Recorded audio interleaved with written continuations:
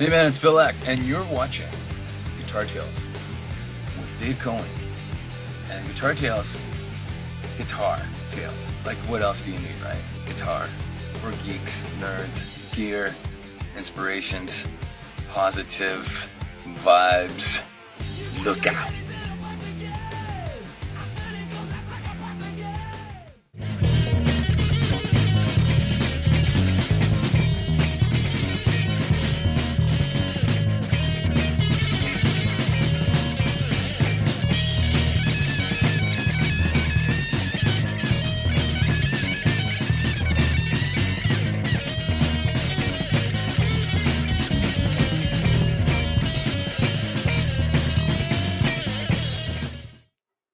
What a great show we have lined up tonight. And again, as I always like to say, thank you, Phil X, for being a friend of the show. He is a two-timer. We could eventually do like the SNL thing for people who've been on the show multiple times.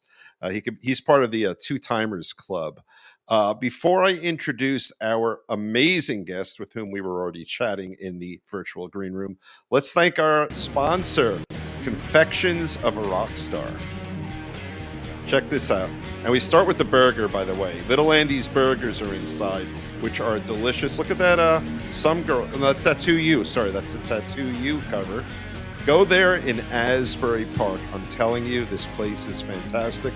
Bring your pooch. Here we go. There you go. Pupcakes are meant for dogs to eat. It's that good. Check it out. It's really wonderful, and it's owned by real rock musicians. But as important as Confections is, our guest tonight is absolutely amazing. And I have to tell you, I'm a lawyer. Look, I have to print stuff up now and then. But the Who's Who is so much longer than the Who's Not in this case. All right. Who has he played with? A guy named Bob Dylan, Billy Idol, Joan Jett, Billy Squier, Foghat, a guy named Sammy Hagar you might have heard of, Neil Schon, Michael Shreve, Brian Setzer, who I think was sick, and I think he's getting better right now. I heard about that. Mick Taylor, Dave Edmonds, Graham Parker, Hall and Oates, Edgar Winter, I just saw. Leslie Westband, Rick Derringer, Carmen Apiece.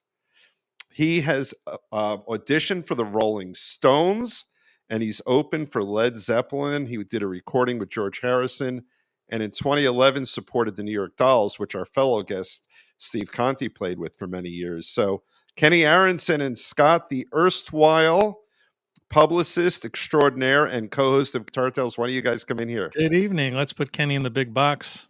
Hey, how are you guys, Let's man? do that. Let's put Kenny in the big box. The winner's circle. There he is. Look at that. Where are you coming to us from tonight, Kenny? I live in Wayne, Pennsylvania. Pennsylvania. And down in my basement and my music room and some guitars and gotta have one of those. Wait, and then I've got my upright bass and my steel guitar. Oh, slap and my 50s stuff and there you go. It's like I love it. It's my world down here. And my puppy likes to come down and hang out on the couch sometimes with me. So yeah. I closed my two guys out in the doorway there. They're very upset with me. I left them home all day for a good 7 hours. So my left hand is petting my pooch right now, and if I stop, he'll start barking. As a musician, I'm home a lot because I'm either working on the weekends or I'm on the road or I'm just home. Trying to figure out what to do with myself. And so I spend a lot of time with my dog, and she's used to having me around, and I love her very much, and we're good buds, and she's always around me. Do you find my dogs don't necessarily care about loud noises, even if I'm playing drums and stuff? No, she just sleeps through it. Doesn't care, right? Isn't that weird? Doesn't care. Yeah, my guy's the same. But if my girlfriend starts playing clarinet, she goes really. No. Yeah. Not a fan of the clarinet, huh? Okay. Your pooch is a rocker, straight rock, traditional. Well, rock. I mean, she doesn't mind. She doesn't mind loud music. She doesn't mind bass. She doesn't mind me playing my steel guitars, which I'm very rough at. So it's not always pleasant to listen to, especially if you're trying to learn something. And yet it must be some frequency thing with the clarinet, because as soon as my girlfriend starts to play, and she could, she's not an improviser. She could read some music and get some notes out, but the dog, even if the dog's upstairs, she starts to go nuts. It's really funny. That is good. So how does your pooch do on 4th of July? She's totally cool. Same with mine. Doesn't care. Bother. No, she's weird with other dogs. Right. So I'm always out. I always have to remember to bring treats with me. And I try to anticipate. Hopefully I see the dog coming in enough time to grab a treat, and I get her attention with it and make her sit, and she won't bark. But if I don't do it in time, she just starts to bark at the dog, and you kind of can't get her out of it. It's like she's in that zone. Well, she's protecting you probably in her mind. Yeah, and and she's not. She she just wants to meet the other dog. It's not that she's vicious or anything. She's a collie. Right. She thinks she's human. I mean, well, they are. They all are. They're great. I love her. Love her so much. Wow, that's good stuff. That's good stuff. We were talking in the green room, and the intro music. The guy playing bass on the intro music is Leonard Bernstein's nephew. And we had a nice little side chat, which I will awkwardly and artificially inject into this part of the chat now. Yeah. So when you said that, so that brought up two things, and they're kind of connected. And people will know this. People our age will probably know it. So the first thing I was saying was my older brother, my late older brother. He was a classical musician and came up through like the classical music hierarchy in New York City. Was like the old borough orchestra, then the old city orchestra. Then right. Then you went to Juilliard if you were good enough. And he did all that, and he ended up in the New York Philharmonic, and he worked under Leonard Bernstein for many years. Wow. As part of the percussion section. But then I was saying to you that three friends of his that he went to Juilliard with were three or four guys that formed the New York Rock and Roll Ensemble, which was a band from New York that fused rock and roll and classical music. And my brother was friends with them, and they used to come over to my house. And I was telling you that the bass player borrowed my first bass before I really started getting that interested in it, where I was playing it all the time. My mother bought it for me when I was like 14, and I didn't even know what to do with it. I didn't have anybody my own age to play with, and it just kind of sat around. And so I lent it to this bass player that was in the formation of the New York Rock and Roll Ensemble until I decided that I wanted it back to start playing. And one of the guys in New York Rock and Roll Ensemble who used to come over to my house was Michael Kamen, who famous string arranger, composer, orchestrator, worked with, Eric Clapton, tons of huge people. And then one of the other guys who I believe was an oboe player, and his real name was Marty Fulterman, but he got into TV soundtrack work, and he worked under the name of Mark Snow. Okay. He's the guy that wrote the X-File music and a lot of soundtrack and scores for TV stuff.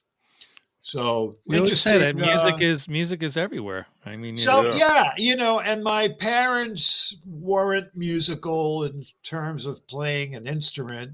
They like show tunes or some opera, Right. And because my brother was almost 7 years older than me, I was exposed to rock and roll at a pretty early age, because when he was a youngster, he was really into it.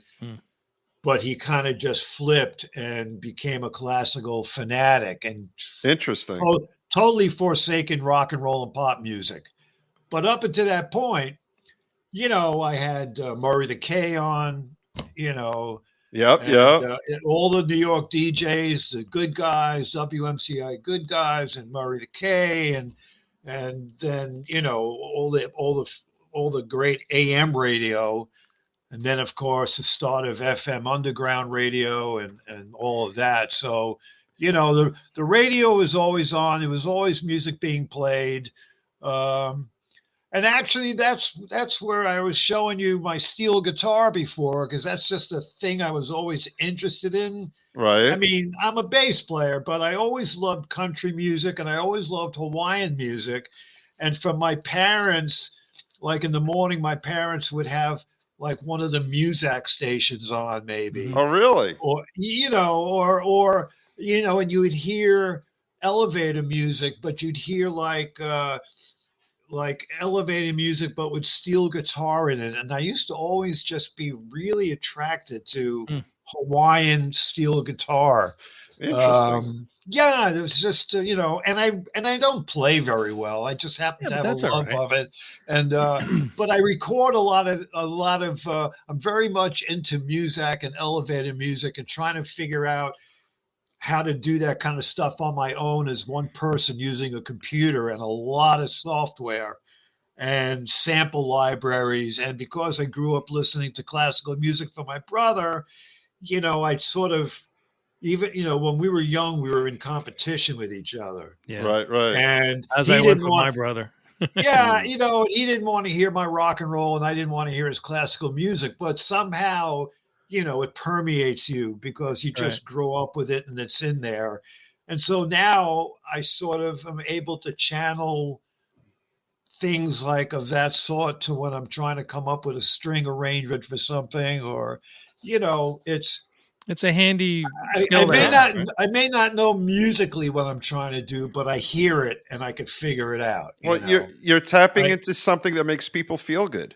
And yourself, for that matter. And it's a lot of fun to do. When you've been a bass player playing rock and roll your whole life, there's been a few points in my life where I needed to do something different. And I remember one point was after I was done playing with Joan Jett.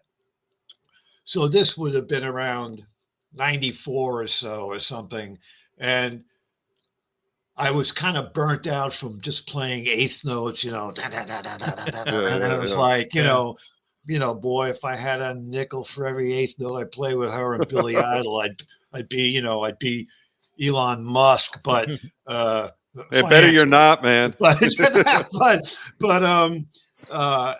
it was like one of those moments in time where I just felt like, God, I don't even want to play bass anymore. I'm just done with it. And that's when I found, sort of got into technology and synthesizers and sequencing, and put some money into buying my first, really high-end keyboard, and started to learn about it, and it just opened up a whole other thing for me to do when I'm not working. Then I could come down in my basement and, or wherever I was living at the time, go to my room dedicated to my computer and my world, and just start. Are you basically Are you basically a self-taught fella? Yeah. I studied a little bit, but I'm self-taught. And trying to learn all that computer stuff isn't easy either. On doing that, it's not easy. You got to talk to people. You got to, you need people to help you at times, or you just got to look for the information. Yeah. It could be really frustrating. I'm not technical in that sense. I'm a musical person, but I'm self-taught and I just kind of figure it out, I'm self-taught. I can't read a note. I beat the crap out of records and cassettes and VHS early on to try to learn how to play this stuff. Yeah, I've got a keyboard here that I use to trigger stuff, but if I hear some kind of part, I can get around on it enough to figure out what I need, and I could put it in slowly and then speed it up if I have to. Technology is a great thing. I don't think we should rely completely on it, but it certainly helps me a lot. That's for sure. Although I still believe, like, we're at the age where I still love the old records that I grew up with, people playing together. Yeah. Yep. Yeah. Not one person doing everything in the box. Right. Mm-hmm. You know what I mean? And the sound bleeding all over the place in the room. I love old records because I love the air going on with things, you know, and people that got all these incredible recordings doing it because they knew how to use microphones, you know. Yeah. And that to me is something that's kind of been lost to some degree. You know, I love the mistakes in music. You know, I love mistakes. So many songs and they're just there and the mistakes are there and it gives a shit. Like, you know, and Roxanne Sting sat on a piano and laughed and they left it in. That would never happen today. That would be immediately cut out and on the floor. You know, funny, one time, years ago when I was still living in New York City, these Japanese karaoke producers came to New York to do karaoke sessions. Mm-hmm. Karaoke, whatever. However. And Brooklyn, they say karaoke, I think. I don't know. I'm always, every time I say it, I'm always corrected by somebody. But at any rate, so these guys came over. They took over one of the big studios in Manhattan, and they were churning out karaoke sessions. And I knew a lot of people that were doing them. And eventually, I got a call to come in to do some stuff. And at the time, my mindset wasn't geared to deal with the way these people were working. But I remember one of the songs I had to do was Tie a Yellow Ribbon. Boom, boom, and there was a bass mistake in the original track. Oh, and no, really? They insisted you have to play the mistake, which I thought was like, oh, okay. That's kind of cool. Well, attention to detail, huh? For a karaoke. Yeah. Oh, yeah. Wow. They were really like, has to be like this.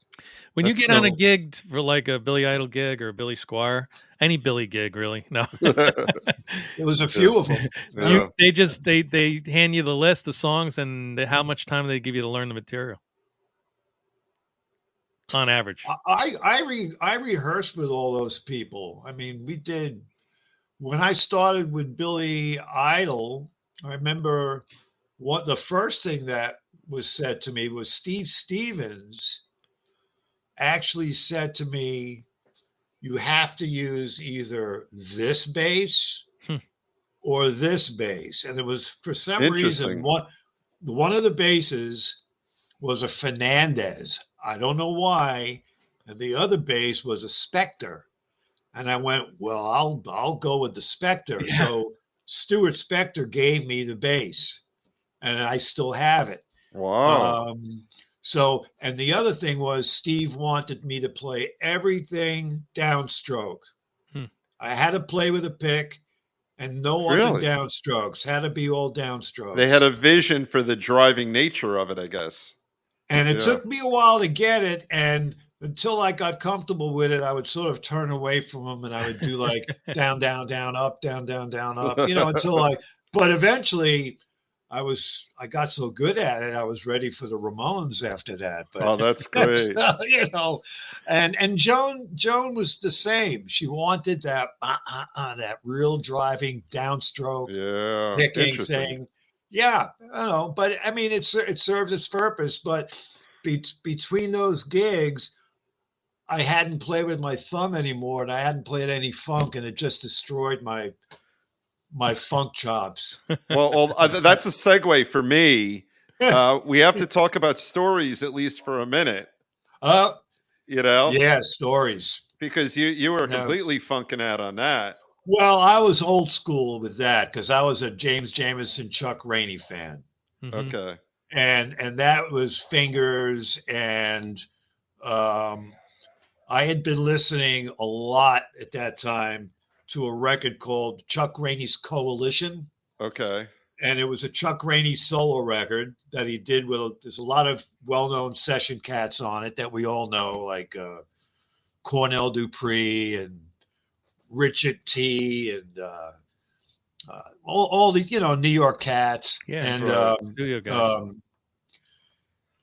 Actually, it was sort of like an early version of Stuff. Mm-hmm. And I always refer to it as sort of pre-stuff stuff. and it's got those kind of grooves on it too. so I wore out a couple of vinyl copies of that record, and I still, I try to turn people onto it because Chuck was just a super player. I mean, it's just amazing. Yeah. But this was, Chuck has gone through transitions in his career and he's changed. But so this was old school Chuck. You know. Okay. He wasn't popping the strings as much back then, I don't think. Wasn't popping. He was playing with one finger back and forth. Yeah. Like double thumping, but with the index finger. Okay. Yeah. And then before that, you could hear Chuck playing with King Curtis, where he plays some really cool stuff. I mean, Chuck's the guy, man. I love Chuck. But and then of course I grew up on Motown records. So I was just when we did Brother Louie, which another backstory to that was Stories. We did that not as Stories. We did that as session players for another band. On Buddha Kama Sutra. There was a band called Exuma.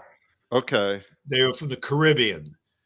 Neil Bogart, the president of Kama Sutra, Buddha Kama Sutra, he wanted to do a more modern kind of record with them. And he hired Kenny Kerner and Richie Wise. That was with Dust.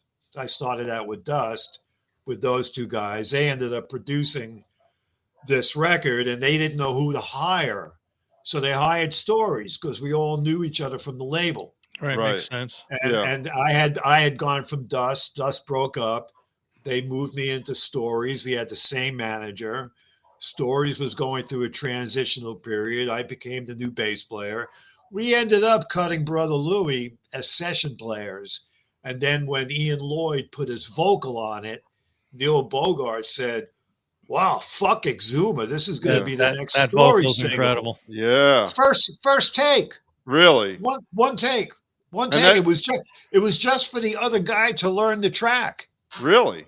Yeah, from the other band. And you hit number one, Billboard and the planet Earth, basically. Yeah. So how did that feel? I mean, so you're talking all casually about it. Scott and I are sitting here chatting with a guy who had the number one song on the fucking planet, at least in the world of rock. It's really, you know why? It's really a great record. It's very much of that time. Yep. Short, to the point, strong hook, strong chorus, great string section solo in it. Yeah. Where it plays off the guitar. I mean, it had everything in it that you could want and a great vocal. In there. The only thing was that in 1973, right, because of the lyrical content, yep, the song got banned from radio in some southern states like Alabama and Mississippi. That doesn't surprise me. Yeah. Because it's about a black and a white person together in one relationship. Yeah. Yeah.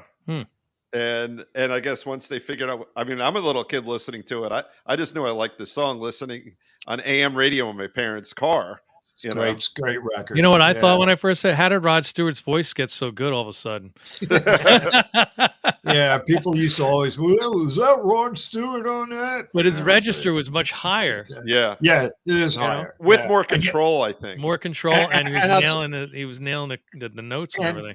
Ian and I are still friends, and I haven't seen him in a while, but up until a few years ago when I would still come into New York City every so often, there have been times when we got together where he was playing somewhere and I would get up and do Brother Louie with him and he sang it just like he did back in the day. Really? He still has that voice, huh? Still had the voice, still hit all the notes, in tune, no cracking, no nothing. It was just like, it was great. That's insane. Didn't have to lower the key, or anything like some people have to do. That's amazing. It was great. Yeah, we're still in touch. Ian's still around. He's all right. Brian, the drummer, passed away a few years ago, and I don't know where the other guys are at. Really, that's that journey. I mean, like you've had. I read it at the outset of the show. You've had incredible success before and since, but sitting here as an observer, I just can't get over, like that you had a song that big that we all know, we all love, So in terms of the live performances of it, I saw it wasn't Bandstand. There's something. There was Midnight Special. Midnight Special. That's what I There just was watched. Don Kirshner's rock concert. Concert. There was In Concert. Right. And there was Bandstand. Yeah, I remember doing Bandstand and meeting Mr. Dick Clark. That was cool. Very cool. Yeah. And he was in LA in those days, or he was still in Philly? That was LA. Yeah. Wow. Okay. That is truly amazing stuff. And now you were already very well established by then, but what did that do to your career? Actually, I wasn't well established at all, because that was only the second band in my career. Oh, right after your own band. After Dust. Which did, by the way, we still owe royalty. We still owe money on our advances from 1970. Kenny, shush! Don't bring that up. I'll represent you. I'll represent you. You know, I'm a lawyer. For an album that has a cult following, that my reputation actually starts from, and I still kind of, get props for it. People always say to me, Dust, it's always Dust. Dust is the first thing pretty much out of any musician fan of mine. It's amazing how we still haven't paid back our advances. It hasn't. That is very funny. Never sold enough. And Sony, the Sony Legacy label, bought out the Buddha Kama Sutra catalog and remastered it and put it out. In 98, right? Yeah, something like that. And it still didn't do anything. Because I remember Mark Bell, Marky Ramone, and I, we went to the mastering sessions together. and now my working assumption, I'll expose my ignorance. I'm assuming Marky Ramone is one of the Ramones. Yeah. Just I'm an idiot. I'll admit it. Not an original. No. Okay. But he's inherited the legacy because the rest of the guys are dead. Yeah, they passed. Yeah. Yeah. So Mark has his Marky Ramone's Blitzkrieg show, which is all a Ramone show. Oh, I love that. And he's got a great band. They're really cool guys. I really like them. If they're ever in my area, I always go see them because I like to hang out with Mark, catch up. The guys in the band are like from South America and Italy. They're really cool guys. Oh, that is cool. And they sound great. And they do like 70 songs in an hour. Right, yeah. Like, the oldest songs. Boom, boom, boom. It's like, no 3-minute songs on this show. What's that thing? That's great. But, I remember from the, that Wall of Sound when Spectre did, yes. Rock and Roll High School? That's what I think. No. Do you, it's not Rock and Roll High School. I can't remember now. Me neither. The first song that came to my head was Rock and Roll High School, but that's not the one with the Phil Spector Wall of Sound. I could hear the song in my head, but I can't. Come on, get on your computers there. All right, Google it. No, you know what? I'm a big Phil Spector fan, so I'm a huge fan of Phil Spector records. I can listen to them all day long. He took, like you said, just the downbeat, simple guitar work, and he created a special sound for them. I'll periodically listen. Oh, you're cheating right now. I could see it. Are you Who, me? Oh no, I'm not. I'm going to cheat, and we'll make Kenny look like a genius. He just. I'm thinking. You know what I have here on my computer is I have an impulse response, like a sonic snapshot. Okay. Of the Gold Star echo chamber. Oh, and really? I can use that on my computer and put stuff through it. And when I put strings through it, it sounds exactly like a Phil Spector record. Interesting. End of the century. I can't take credit for it. End of the century. Thank you. Wikipedia told me. Mark told me some crazy stories about Phil being in the studio. He was a little nuts. Yeah. I think a gun came out on a few occasions. He loves the gun. Yeah. And it wasn't a love gun either. It was like a real gun. But I'm fascinated because Mark got to hang out with him, and I've never met him, and I don't know if I'd want to, but I love his production so much. I mean, even, when he worked with George Harrison, I mean, I just love his concept of the wall of sound and his, but they always, of course, used great musicians. He used the best people that were available, Well, that's sort of that formula. Like, I'm immediately thinking of the Sex Pistols, and a band who should have shitty musicians based on the vibe that they're trying to create, but they don't. There's real, listen, when that first Sex Pistols record came out, I mean, I'm not a big punk rocker or anything, but that man kicked ass. Yeah. It kicked ass. It did. And I remember the first time I saw the Ramones, I was in this unknown progressive rock group that I was with in New York City for a short time. One of the guys in the band, the keyboard player, was Al Greenwood, who later I hooked up with Mick Jones and was in Foreigner. But we had this band, and we played some show outside of New York City, and the Ramones were on it. And I remember watching the Ramones. I think we went on first, and the Ramones came on second, and then there was a headliner. And we watched like people throwing beer cans and shit at the Ramones. This was really early on, and people didn't like them, at least not in this town. But then again, I saw the first time Led Zeppelin played New York City in 1969 on their first tour. Oh, wow. That started out when they were supporting Vanilla Fudge. Okay. And they were second on the bill of I Am Butterfly. And when Zeppelin came on and were off, first of all, you were witnessing the history of music, of rock and roll changing before your eyes. It was like the changing of the guard. Yeah. And then I Am Butterfly attempted to come on, and they got pelted with garbage. Really? And Led Zeppelin literally caused pandemonium. I mean, it was like a new world of rock and roll, like just happened before your eyes. Well, it was definitely different for its time. Yeah, and it's amazing how Jimmy goes. Yeah, he went from being a session guy to finding his voice. But I mean, this you got to understand. Like most of the audience was probably young teenage guys. Yeah, and even then, the way the band was dressed and Robin Plant, there was this sexual energy. That you felt even as a guy. Yeah, it was not just the music. But I mean, they were English and they had the best clothes and the best hair.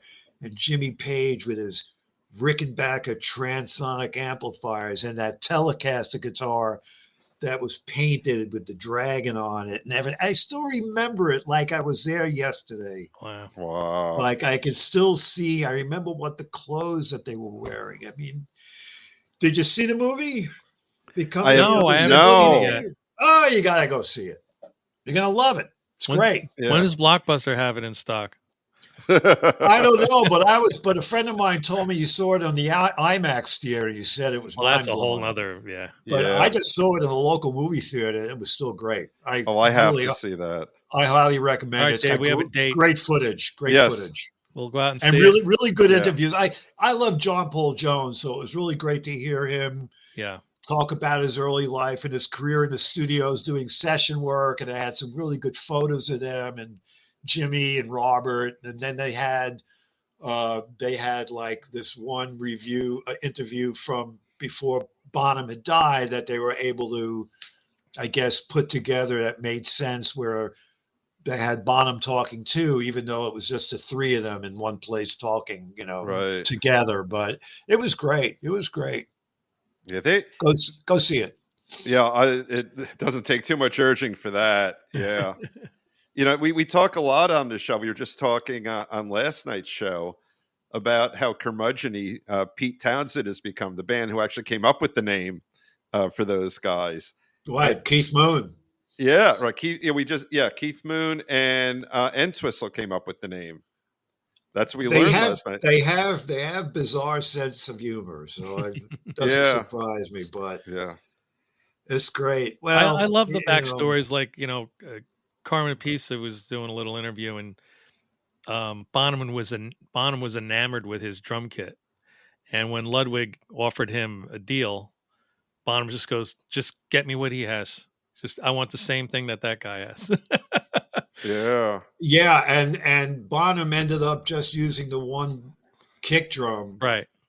But there are a few photos around that I've seen. Must have been right when he got the drums, where he's got double kick drums. Yeah, he wanted Carmen's kit. So that's interesting. So at the time, John Bonham had the largest bass drum that people used at that time in rock and roll.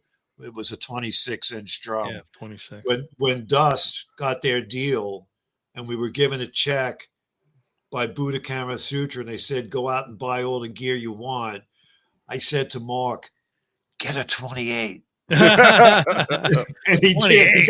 He got a 28-inch kick drum. That sounded like a cannon. Oh my God! Yeah.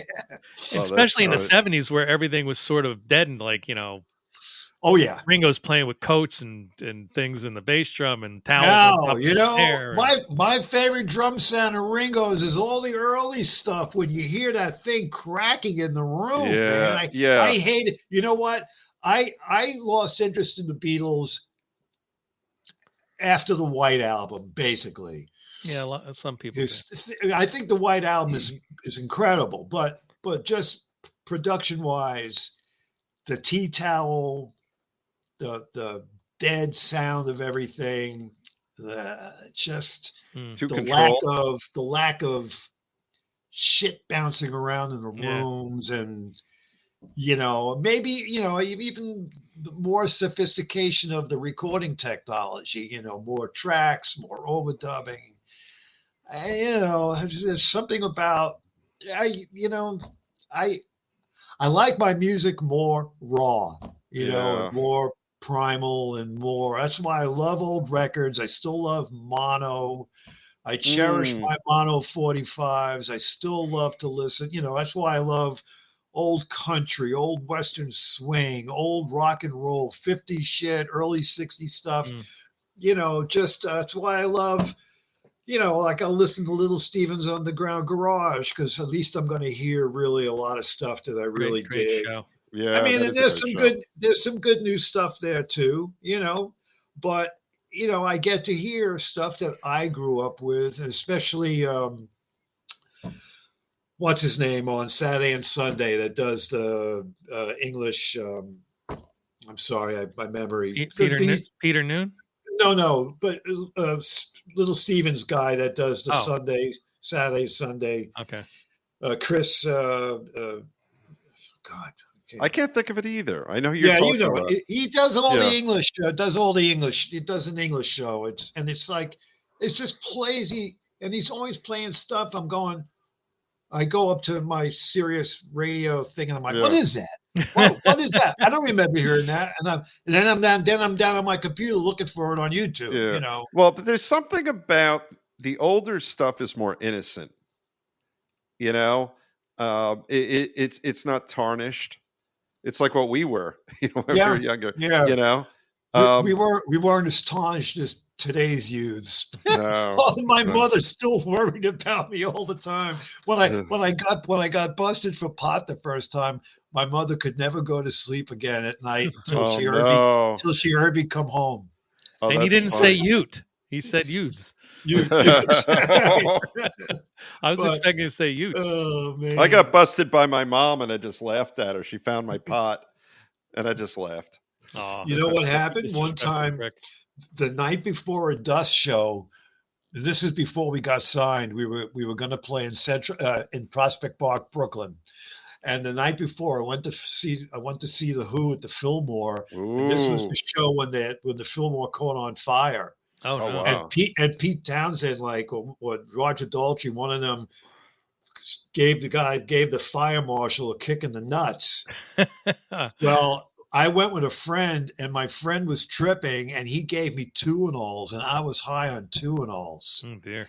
And I came home, and I was really messed up, and my mother was very upset. and she had no idea what I did. And I told her I had been drinking, but she wasn't even smart enough to know whether I smelled from alcohol or not. Right. It was like, oh my God, Any big mishaps on stage in your career that you can I've think had a of few. that really I've had a stick few. out? I've had a few alcoholic episodes. Yeah. We Do you don't want have to go any? there. All right, that's fine. Do you have any? I apologize to any of my past employers for any of those episodes. I always apologize. Any harm you may have caused. On their behalf, I accept your apology. Yes, so do I. Have you historically had any rituals before you play? Like the way sports players do, anything like that? Or you just go out there and play? Well, no, I get nervous as shit though before I play. Yeah. Still do. I still do. Yeah. I get very. I suffer from that a little bit too. I have very bad anxiety. And one of the things that I had to do, and it took me a long time to do it, was to come out and not be overplaying over too much, not to play too hard when you're right out of the gate. Right. Because I remember doing shows back in the day where my clothes would be very, I'd be wearing some sort of fashiony, stylistic, style and clothing, and the sleeves would be tight. And all of a sudden I'm playing, I'm just like, and everything is just swelling up and I'm losing circulation. And like, or your hands start to cramp and they want to go in and you're trying to, you need to, it's like, anyway, that used to happen to me a lot. And even now, if I don't play for a while, and I don't play as much as I used to, and, I'll play a little bit around the house, but I like to be working or being creative in the studio recording to play. Mm-hmm. Just playing bass for me around the house isn't the most interesting thing for me to do. It's not my creative outlet as a solo person. Right. That's why I love my computer and all my software, because I could really think much bigger. I get it. But the bass, lately. Like the bass for me, serves a role in a group and within a song and an arrangement, and it serves a purpose. And I try to do best serving the purpose as the bassist for whatever I'm doing, whether it's live or in the studio with somebody, Yeah. I mean, I appreciate when someone lets me be more creative. Sometimes you can. Sometimes they know what they want. Hey, if it's a good part, I don't mind playing it. I'm going to get credit for it anyway. Yeah. So I don't mind. A good idea is a good idea. But, most of the time, like for instance, I'm playing with the Yardbirds next week for a couple of weeks. I've been thinking about it. I've been listening to it, but I haven't really been playing along. And I really should tomorrow start to play through everything. And I'm going to try to do that. I just get so lazy. But, I'd rather sit around and watch Perry Mason episodes or something. But, and I'm giving my dog belly rubs. But I need to play through the stuff just to kind of know where everything's at and just certain things that require some sort of repetition, like the middle section of Dazed and Confused, well, when you got to do that for about 5 minutes straight at a fast tempo, you start to go, oh shit. It's like, so it's those kind of things. I'll put a metronome on and I'll just play. I'll play till I can't play anymore. I'll take a break, come back 20 minutes later, do it again till it hurts. Wait 20 minutes, do it again. Stuff like that helps, things like that for me. Just to kind of. You're going to the gym, basically. It's like going to the gym. Yeah. Yeah. That's interesting. And then are you touring all over the country? Where are you guys going? No, we're just doing. So what we're doing is we're doing a different concept. Jim McCarty is 80 now or 81 or something. And he's, he doesn't have the stamina to do the kind of shows that we've been doing since we were playing together. Yeah. Right. Because we were really going out there and seriously kicking ass. And I loved it. It was great. But he's slowing down a little bit. And we also thought that we could try to do something different that might generate more business for us.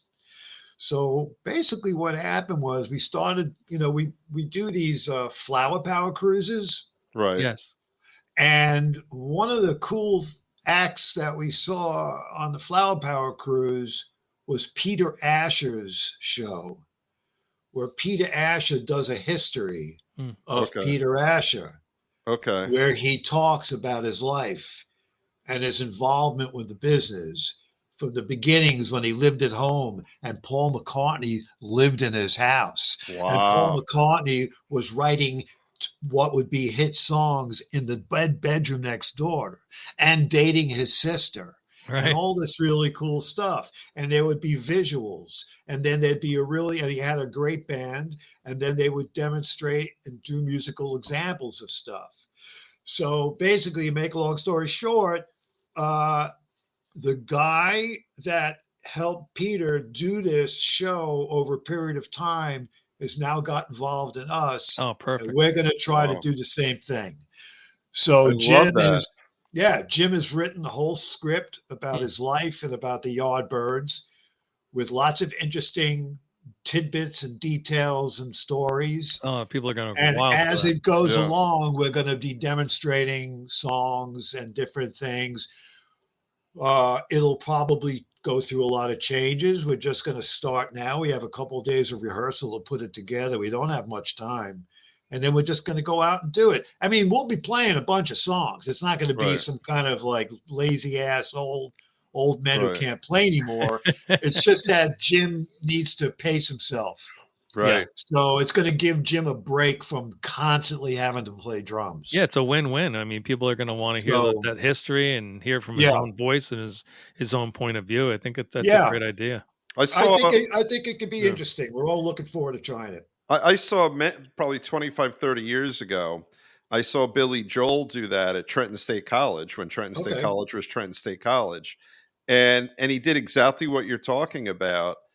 And I've seen him in regular concert too, and that's great too. He's great. Yeah. Yeah. But it was really nice to hear the narrative and, to hear the thought behind, certain famous tunes that we've grown up enjoying and loving. So that sounds like a fabulous concept.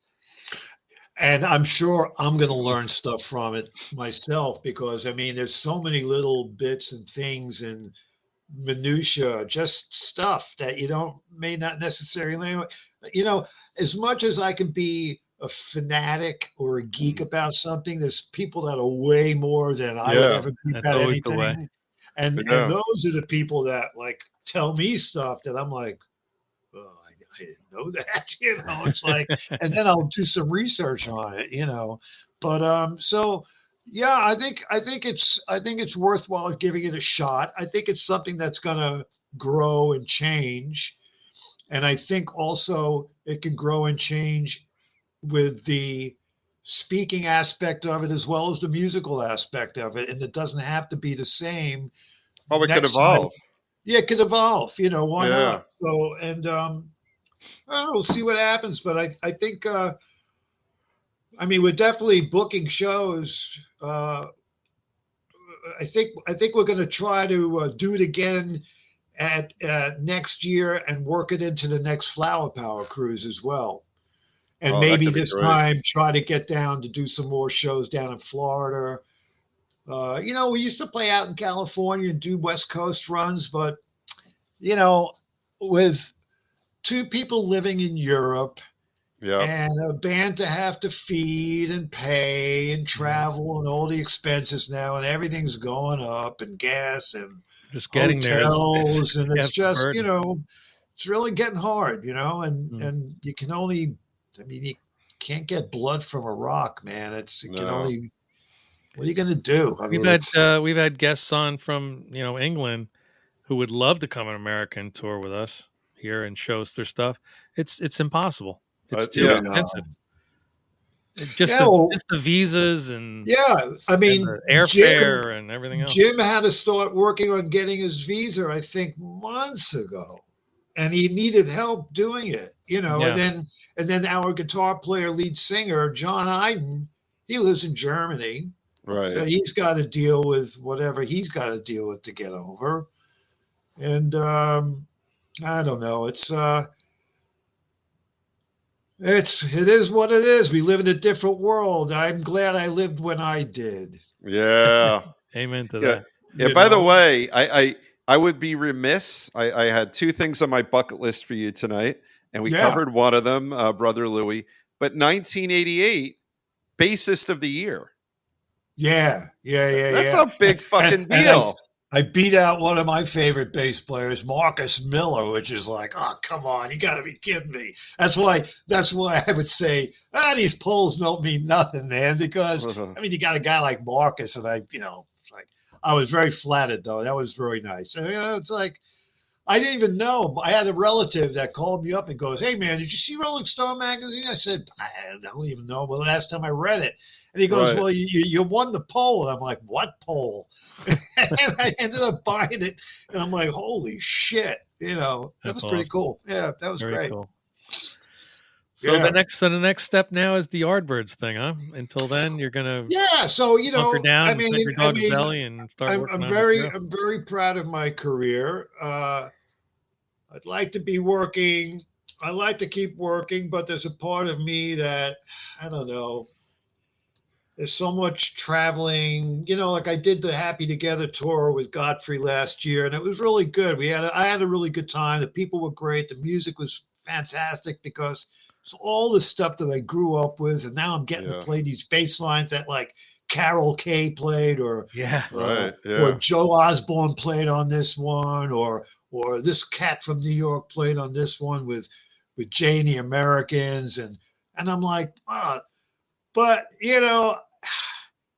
I was on a bus with like 13 people and I was like, well, if I could do it again, I'll do it again. But I don't know. I mean, it was fun. I'm starting to get that. I'm 61 now. I'm starting to get that feeling every time I load the shit into my truck. I go, what am I doing? Yeah, it was, I'm happy just sitting home in this room and covering Who songs for 5 seconds and no longer than a minute.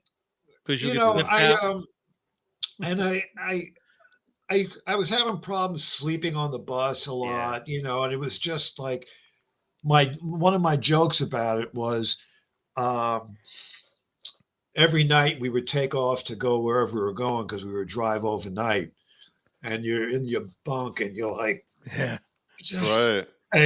you realize, well, I don't know what state I'm in that I'm driving through at this point, but they're not fixing their roads. The budget for their budget for road fixing is non-existent. And you'd be like this hours sometimes, and you hear the wheels going, right, over every scene, it was just like, I had a good time. It was good. It was really good people. And, but at this point, I'm doing a lot of stuff locally with people. I'm playing with some really nice folks that I know from here. I play with some younger guitar player, this cat named Greg Silver. And I still, I don't know if I've been working with a singer-songwriter for 30 years named John Eddy, who's a... Oh, yeah.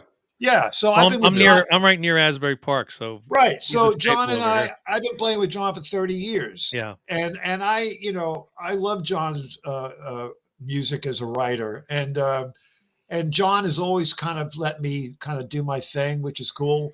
I mean, I always try to get it the way he likes it, but he lets me be me. Right. And, he's always had he's not saying downstrokes only. No. No. You don't have to turn your back. No, one time I brought a Steinberger bass as a spare bass, and he turned around and said, I do not want you to ever use that bass on my stage. couldn't believe. Yeah, he's too did not for want. That shit. It was like he's too old school for that. Well, he didn't even like the fact that my Ibanez looked like a Fender, but it didn't say Fender on it. You know? Yeah, but you know, he was funny that way. But he went, "Don't you ever use a bass on my stage?" And I just brought it as a spare because I was afraid I was going to break a string that night or something. Sure. I saw him at the Stone Pony last summer. He was great. Oh yeah, we're playing there in May. I think May or June. We're playing there. Oh, maybe I hope they're off because you should try to come. I'm literally like 10 minutes. And I think Steve Forbert is opening for us. Yeah. So so I still play with John, and then my really dear friend of mine, a guy that I became friends with when I moved down to this area, is my buddy David Orsikinen, who's the drummer for the Hooters. Oh, and we do projects together. So we have a project. He has a project called In the Pocket, ITP, and it's a constantly changing group of local Philly area musicians that come in and do stuff, and different people come and go. And so we do some shows every year with that. And just even busy, just trying to stay busy. I do session work from home for people, so I love recording if I can. So and doing bass, I have like tons of basses here, and people will have me do bass tracks for them, and I just sit down here in my pajamas, get up in the morning, have my coffee, and I'll just figure out what bass is right for this track. Well, let's see, this or whatever. And then a day later, at the end of the day, I got a track for somebody, and I get paid for it. I mean, it's that kind of stuff is good for creativity. Yeah. Because it's somebody maybe I haven't worked with before. They trust me. They want me to be creative, and yet it needs to be right for the song. It's got to be the right sound. It's got to be the right style. It's got to be the right bass. It's got to, sometimes I have to try things for a few times. It doesn't work. Nah, let me try this again. Let me try. I got something up in the other bedroom I can pull out, see if that bass works. It's just, you just don't know, Yeah. There's no hard and fast. But you got to scratch that creative itch, you know what I mean? I think you got to be open-minded about it. Absolutely. And I like to try shit. I like to have the luxury of trying shit. And when you're working under a clock or a budget or a time schedule, you can't always do that. Yeah. So I don't know. It's all good. I'm in good health, and I like where I live now, and keep at it. And I hope we get to see it at the Stone Pony. We'll have to plug that show. Yeah. Absolutely. And just like that, fellas, it's 58 minutes. It feels like 10 minutes. It always does. So let's. I really enjoyed talking to you, gentlemen. Thank you so much. I really appreciate it. A couple of Kenny's things. We got Kenny on Instagram. We're going to bring that little QR code up there. Ooh, there you go. Look at that. We got. I like that picture. Kenny on. I used it for everything. Kenny on Facebook. Yeah, that bass was given to me by G&L. And that's been my go-to bass now with me for a long time. Been using that pretty much all the time since I got it. And wow. Kenny Aaronson, KennyAaronson.com. Is it Kenny_Aaronson? I forget what you know what? I hardly ever go there. I don't even know. Anyway, just scan that QR code. Yeah. And it'll bring you right there. And look at I think it's just KennyAaronson.com. If you do a search, you'll find the man. He's playing the bass over the top of the fret. It's the beautiful thing of having two A's. Like you're always first. That's right. Well, you're number one with us, Kenny. Thank you. Thank you very much. This was fantastic. Thank you. Let's do it again, and hopefully I'll see you at the Stone Pony. Oh hell yeah, We will see you there. Okay, be safe, be healthy. You too. Let's end the show with a couple of our buddies, Jeremy and Ryan, who play bass and guitar with the great Ace Frehley. And add great. Cool. Yeah. All right. Hey, everybody. Hey, what's up? Jeremy here. Ryan here. And where are we, Jeremy? We are in Mohegan Sun in Lucasville, Connecticut. And surrounding communities. So we're here to tell you we're having a great show tonight. We're going to have a great show tonight. Wait. Who do we play with? Ace Frehley. Play with Ace Frehley. We do play with Ace Frehley. And we're here to tell you to go watch Guitar Tales with Dave Cohen. Our favorite show. We love it. We've been on there. It's a good time. Those guys are good.